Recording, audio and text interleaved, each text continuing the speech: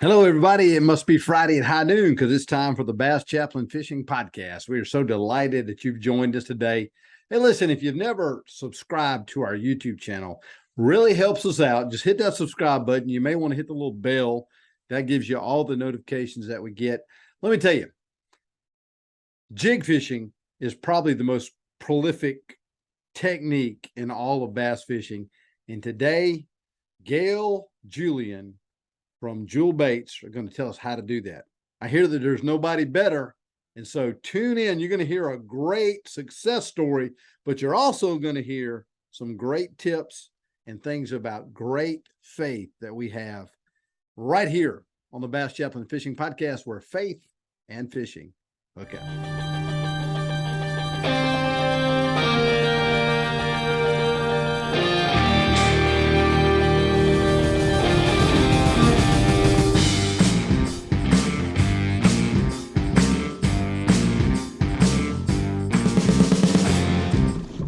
Ladies and gentlemen, welcome back to the Bass Chaplain Fishing Podcast, where faith and fishing hook up. I have as my guest today, Gayle Julian from Jewel Bait Company. Gayle, how you doing, man?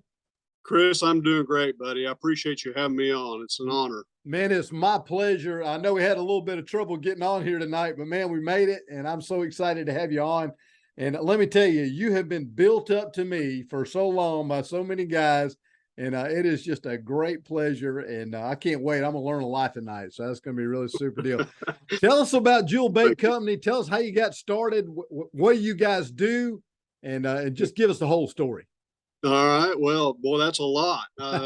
So we started Jewel Bait Company about 35 years ago in my two-car garage at home. My wife was a stay-at-home mom, and I was working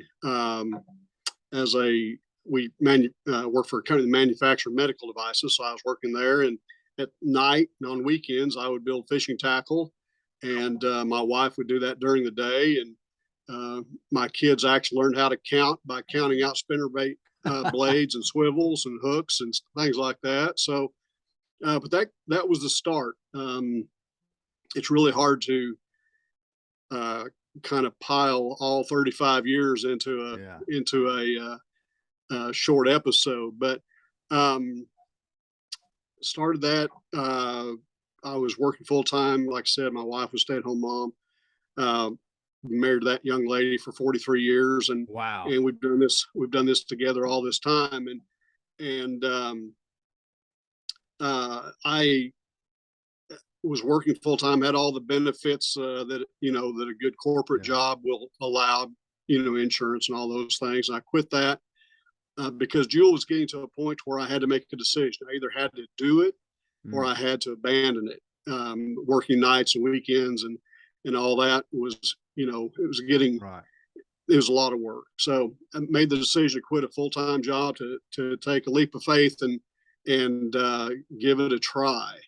And that was 35 years ago. We've been able to stay as an American manufacturer all these years when the trends seem to be going, elsewhere to do things like that. But over the course of time,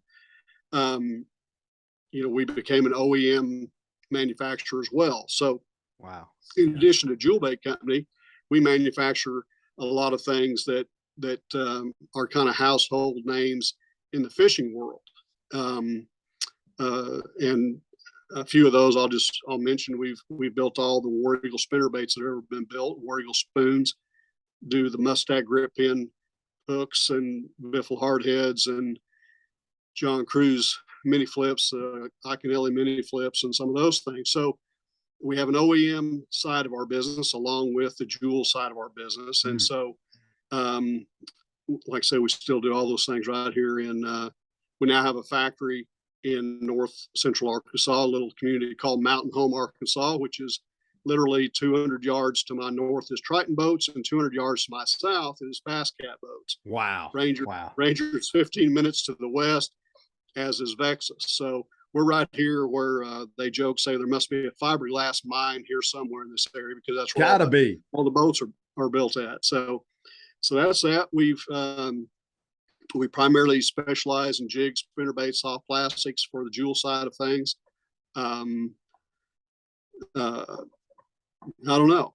Ask me some questions. I can fill you in on the rest of it. Absolutely. So what got you started thinking, okay, I want to build baits versus something else? You're in a corporate job and you just decide, hey, I'm, I mean, it was fishing something that you obviously loved, or how did you start building baits? What was the catalyst to build baits?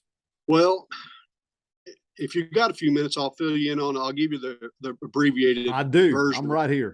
Okay. So, when I was working in corporate America, my wife and I both started working with the same company, and were both laid off at the same time. Unfortunately, my wife, we had a little boy that was 2, and my wife was 6 months pregnant with my daughter, and when we got laid off. Well, we were just getting started in life, right? And so we lived in a mobile home like all young kids did back in the 80s, right? I mean, that's where you got your start in the South. You had a double wide, like you were, that's where the rich folk lived. Right. But we lived in a single wide. But anyway, got laid off. My wife had some medical issues carrying my daughter. We just got back from the doctor, which was 2 hours away. Went to bed. My wife woke up 1:30 in the morning screaming, the house is on fire. Oh, man. So we just got out with just what we had on, but lost everything else. So we were laid off, lost everything we had. Literally, we had whatever we had on our back to wear. My son had a diaper and a t-shirt. I had an old pair of boots that I grabbed on the way out. My wife had a nightgown and some slippers. That was literally all we had to our name. Wow. Everything else we lost in the fire. So, but a rod and reel that I had gotten from my in-laws for a graduation gift, high school graduation, survived. And so I had a loose speed stick and a Abu Garcia 5000 reel, and that survived. Everything else I had burned up, but that survived because it was sitting outside in a little storage building that we had. So I didn't have anything else to do but go fishing. And I needed some kind of a break from everything that had just happened. And so that's how that started that. But so we laugh about it, and we even laughed about it a little bit then, but it's now you can kind of look back and smile. So that was on a Friday night. Went to the post office Monday morning, and in the post office box was our termination notice from our job because we'd been laid off for 6 months. So we were terminated, which meant that we no longer had insurance. So we lost our insurance, and we had a letter from the unemployment or from the government saying that unemployment had ran out, and we had a bill in the box for the flue that was built that was faulty, that ended up burning our house down. And so all those were in the mailbox. So Monday morning, whenever we went to the mailbox, and you think it can't get worse, but it really can. We were very fortunate when we got out with our lives and everything. Stuff can be replaced, but that one rod and reel that survived is what got me into fishing more, because I didn't have anything else to do. I was a big hunter and collected guns, but they all burnt, and so I didn't have anything to do but fish. So that's what I did, and eventually work called me back to work right before my daughter was born by about a week, and so we got insurance. We did end up getting insurance. We were living in a rented house. Moving was very simple because we literally didn't have anything to move. So moving into a new house is very simple. We ate, we had a couple lawn chairs that were given to us, and we sat at a cardboard table that we ate dinner on. That's what we had. So, but because I had a rod and reel, I started fishing, went back to work. They had a bass club at work. I started fishing bass clubs, and then I noticed that the things that I really wanted to fish with weren't available when you needed them. And so I decided to start building them on my own. A friend of mine was building baits part-time, just as a hobby. And so he showed me how to do it. I started doing it. And then started modifying molds and doing different things. And because I always like to build things. And so I would modify existing things so to try to make those better. One of those things, interesting, we had the first finesse jig with a cross eyelet hook. Wow. Yeah. It didn't even exist back in the day. So that was one of our first things we built, was a finesse jig with a cross eyelet hook in it. But that's how I got started, and it just got bigger. So guys at work would say, well, I'd like to have some of those. Those work really good. Give me a couple. Well, so I was, I gave everybody a few, and then pretty soon it's like, look, guys, I can't afford to give these to you anymore. Yeah. And so they said, we don't want you to give them to them. Just, we'll buy them from you if you just bring us some. So I'd sit up at night and, paint those and tie them or whatever and bring them into work, and I'd sell them. And that's how it got started. And it grew a little bit, at a time. Over the next couple of years, we decided, once I decided to quit, I had two dealers about 50 miles apart that I would visit twice a week, and I would, take an order, then make the stuff and take to them, and they'd pay me, and I'd go, take another order, and that cycle kind of continued. So we were beginning to build this up a little at a time. We did local sport shows and boat shows and things, and eventually we had an idea to do a soft plastic bait called Sculpin Hypertail. Okay. And so this is where Bassmaster really comes into play for me. So we finally got up enough money to buy a production mold, which was extremely expensive, $6,500 back in the day. And yeah. This is back in the 80s and 90s when interest rates were high and unemployment was high and things were tough. So, side note, when our trailer burnt, I think the interest rate was around 17%. Oh man, God. So, wow. But so we had a Sculpin mold built, and a local writer here by name of Gary Nelson said, this is really interesting. Like, nobody's done this before. We had Sculpins here in the White River, all the White River arm, with Bull Shoals and Table Rock and Norfolk all had Sculpins. So we built one. And he said, I'm gonna do an article. He did an article in our local, newspaper here in Mountain Home, Arkansas. And he said, I've also submitted this to Bassmaster. And I'm thinking, no, right. That's just kind of a joke. Well, he didn't say any more about that. And I was to help make ends meet, because things were, things were tough back then. So I was stacking cross ties and slabs at sawmill for my father-in-law. And my wife calls at lunch to their house and, said, hey, I don't know what's happened, but something's happened. I'm thinking, oh my God, the kids are sick or hurt or what. I said, why? What's happened? She said, no. She said, I've gotten 40 orders this morning for Sculpins. I said, really? She said, yeah. She said, I don't know what's going on. I said, well, I'll be home after a while. We'll figure it out. And I said, well, just ask somebody where they heard about this, because this is really uncommon. I mean, we might get, an order or two a week, but not 40 in one day before lunch. Well, she did. She asked this guy that called, so where'd you see it? He said, I seen it in Bassmaster magazine. And I said, you have got to be kidding me. Wow. Yeah. And so that launched our business. So we went from these two little tackle stores to we had an opening order going to Japan. That's when the Japanese were getting really big into bass fishing. Right. And they were really interested in USA, fishing tackle. Our opening order to the Japanese market was 6,000 packages, and that was a sample order. That was a sample order, so they could send through their distribution so they could get orders. And so our real order came in. It was, I think, 35,000 packages. And so we had all the family members and all the neighbors and everybody we knew at church and everywhere else, they were packing Sculpins, in their living room and things, Wow. That's kind of how it got started. And we were just really fortunate. And everything kind of came together there too. You know, I mean, the Lord works all these things out, and you look back and you think there's no way that you could orchestrate all this. This had to be, you know, His doing. So, it was in the issue where Brian Kirchhoff was celebrated in the Bassmaster, right.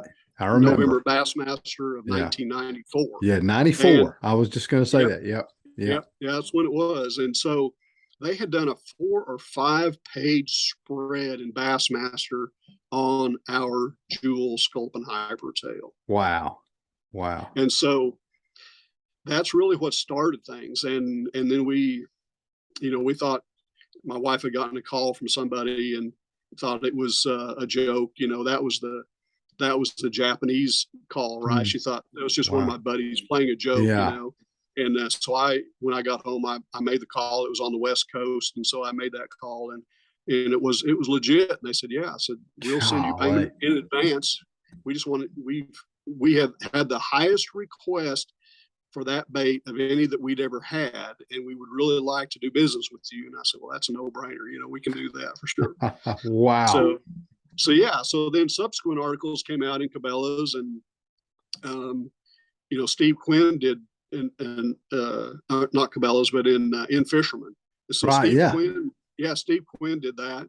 And you know, there were other articles that come along after that, but that was kind of the thing that let me know that, you know, it is possible maybe to make this into a real legit business. So that's, man, we didn't set that story up. You just told me. I was like, okay, I'm going to ask him about how it goes. And then, so you go from being in a single wide, burns down. The only thing left is a rod and reel, and that sparks you to start fishing. And then you start making baits, get interested in making baits. Let me tell you something, folks. If you believe that things happen by chance, that is just absolutely foolish, because that's got to be a God story if I've ever heard one in my life. Wow, what a deal. It gets crazier. Really? A little bit. So my wife and I, you know, we live 40 miles about from work. You know, I mean, we live in a rural area, and so if you got a good factory job, you know, you'll travel a long way to go to that, because, like I said, things in the 80s were tough. Right. If you had a good job with some benefits, like, you would travel wherever that job required for you to go to work. So we both traveled back and forth that 40 miles one way, you know, twice a day to and from work. The machinery that we used in the factory that we started at, which is Baxter Healthcare Corporation, which is one of the nation's largest, or world's largest, providers of medical devices, right? Some of the machinery ended up on employee auction in the parking lot for employee bid. And so we would purchase some of those machines, and then we converted those from making medical devices to making jig casting equipment. Wow. Okay. So keep in mind, I live in Missouri, still do to this day. My factory is in Arkansas. It's still 40 minutes apart. The factory that we started at is literally 300 yards from my factory that I have now here. Okay. The machines that were in that factory that my wife and I both worked on when we were 19, which has been a minute or two ago, are now in my factory here that are casting jigs and spinner baits and spoons and those sort of things on. Wow. That's amazing. So isn't that crazy? That is amazing. There's just no way that you could do all that. It's impossible. You're right. God, you know, you talked about God orchestrating things in our lives. And a lot of times, you know, this happens with so many people, and sometimes we don't even recognize it. But how cool is it when you recognize that, hey, you know what? God did this. We can trust him in a lot of things, and then trust him with everything. Is that what I'm saying? So you're a man of faith. So how did you come to faith, man? What's your faith journey? Well, so when our mobile home burnt, I wasn't a believer. I was angry, very extremely angry at a God that I did not believe in. Right. The irony in that, right? Yeah. I blamed him for, my home burning to the ground, yet I didn't believe in him, right? Yeah. So, just over the course of time, life has a way of waking you up, Right. Yeah. and so, it's interesting. You would think that when somebody loses everything they got, that would be the moment they would turn to the Lord, right? Yeah. But not necessarily. So I didn't. It was just over the course of time that we started attending church. Our neighbors, our babysitters, people that babysit our kids at the time, had invited us to church, and so we had went. And my wife got saved, and I seen such a change in her that when I tell this, and I've told my daughter this a couple times. I remember her at about 2 years old, reaching up to me at the top. Remember exactly where it was at. We end up being able to build a house eventually. I was a farmer, so I farmed kid. So I did have some cattle. So I sold all my cattle, and I, built a basement home. I was standing at the top of the stairs one day, and she reached up, for me to pick her up. And I just remember looking into her eyes and thinking, my goodness, the responsibility that I've got as a father and as a husband is way beyond my ability and way beyond my means to do this, right? Wow. Yeah. And so it was that moment that I realized that, I had to make a change. There had to be something more to life and more to this God thing than what I was realizing. And finally came to faith, in the Lord, and gave my life to Him, and He's just done everything really since, and even before. So the God that I was angry at because my house burnt down was also the God that woke my wife up at 1:30 in the morning, Right. And got us out of the house. Because from the time that my wife woke up to the time that it would have been impossible to have gotten out of the house is no more than 5 minutes. Wow. Wow. Wow. So your whole deal, you're mad at this God who burnt down your house, and then all of a sudden he leaves you a rod and reel, puts the vision in your mind. You come to faith in him, and now you can look back and see he planned this thing he's been weaving this course the whole way and doing it. Yes. Wow, what a story, man. That's amazing. Yeah. That is such an amazing. So during the height of the last housing crisis, in 2009, 2010, Right. I was going to need a building. I was having some manufacturing. My manufacturing was done here in Mountain Home, but Jewel was still, 35, 40 miles away at my house. I had built a building there to do it, but my manufacturing was in a different place than that, and I couldn't run that, from two different locations. And so I needed to have a building. And so found this building we're in today, nearly 17,000 square feet. So we went from a two-car garage that we converted into painting baits to 17,000 square foot factory today that is really state of the art in a lot of ways. And 300 yards from where my wife and I started working when we were 19. Wow. And on the same machinery. Yes, on the same machinery, and bought this factory, this building we're in, out of foreclosure during the last housing crisis because the companies that were here went bankrupt, and the bank ended up with it. And so I ended up buying this and was able to move everything. We spent about 3 months working 12, 16 hours a day, doing all the things that had to be done so that we could move everything in here. We stopped production on Thursday. We moved all of the equipment, which was a lot. We moved it Friday and Saturday and Sunday, and Monday we were running good production. Wow. So that's also, you look back at that and you go, that's not even possible to accomplish all of that, that we accomplished. And so what it does when you like I bought this building in the height of the housing crisis. So everybody was in a panic mode, you know, nobody was buying anything. And I thought, well, I've got to do it. The Lord has been faithful to take me to this point. I believe that he's going to take me from here on. And so we did it. We worked out a deal with the bank. We were able to pay for it. And so that's the factor that I'm in today. That's where I'm sitting right now talking to you. And, you know, you think when you're a young Christian, you know, you believe that, you know, you're not 100% sure that God will do it. Right. You know, he can do it. Yeah.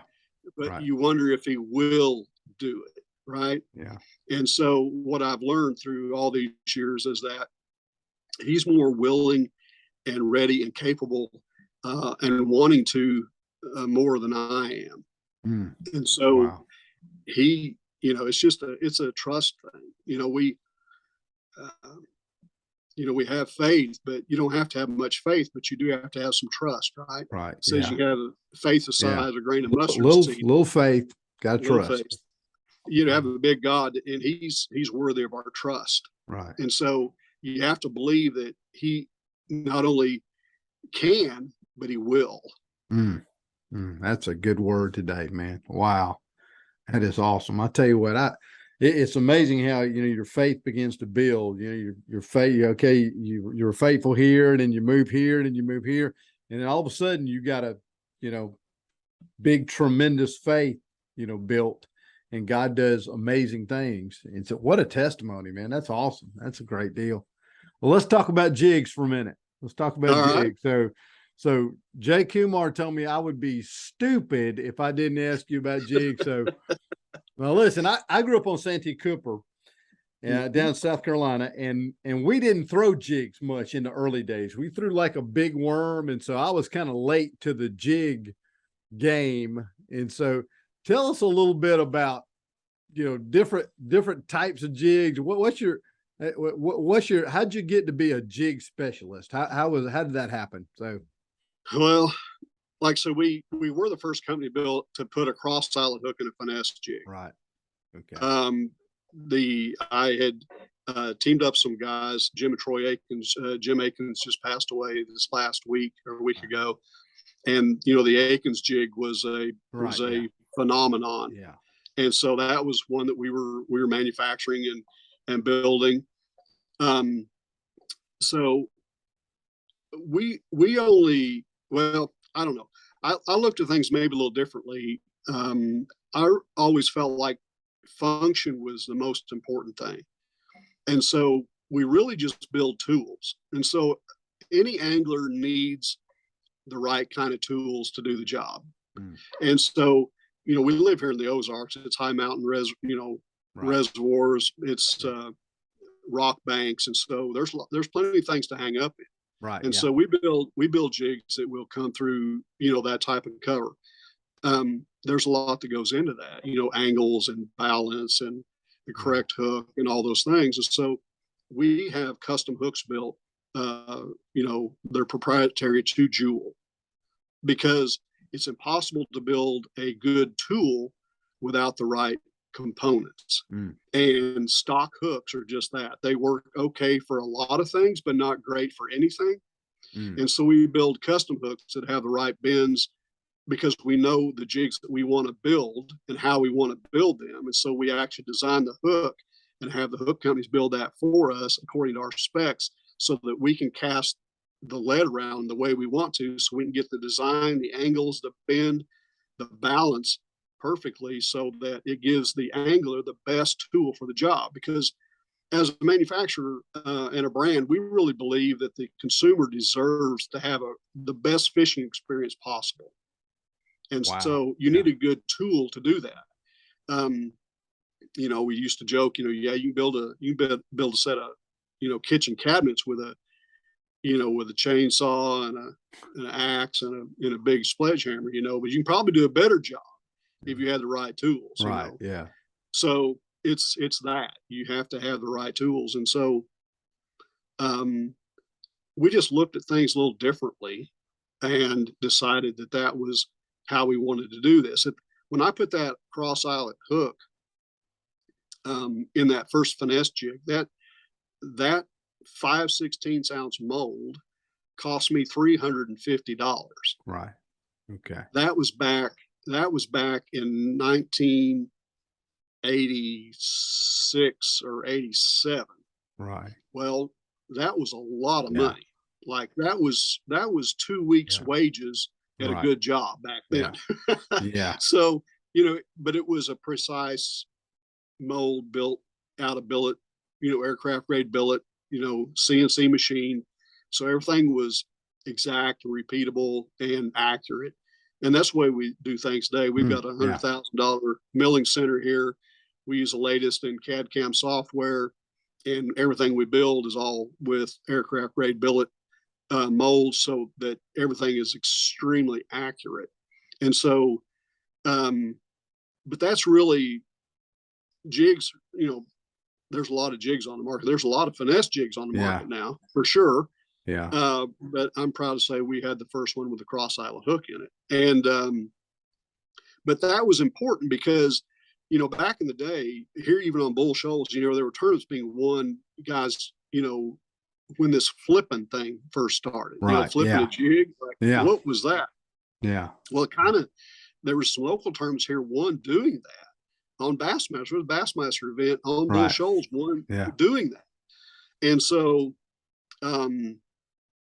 I thought, well, if it works for some guy with a 7.5 foot, flipping stick and 20-pound line, why wouldn't it work for some guy, with a spinning rod and 8-pound line? Wow. And so we adopted that mindset and searched around until we could find a hook that would do it, and had a custom hook built so we could put a cross eyelet hook in a finesse jig. And, like to say, the rest is history, but that was a very big thing. And so that's huge.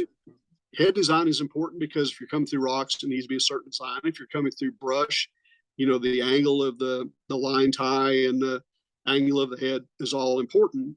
Things are different. If you got a football jig and you've got 70, 80 feet of line out and you're fishing 30 feet deep, the angles of everything are different than it is when you got 10 feet of line out and you're flipping it into a buckbush. Yeah. That's a good point.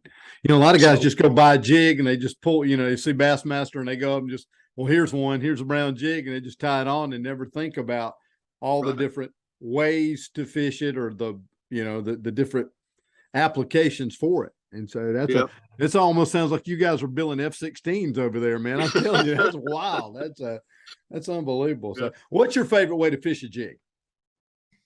Well, I like finesse jig. Still to this day, I still fish the one that we designed, all those years ago. 7/16 ounce Pro Spider jig is still my favorite. I feel like I'm not fishing unless I have that tied on. We have another one that we built recently called the Pee Wee football jig, which is enormously popular. Those two jigs right there are probably my favorite. And Jay asked me the other day, if you had to catch a fish, what would you do? And I said, well, I'd take that 5/16 ounce Pee Wee football jig, and because it'll catch everything that swims.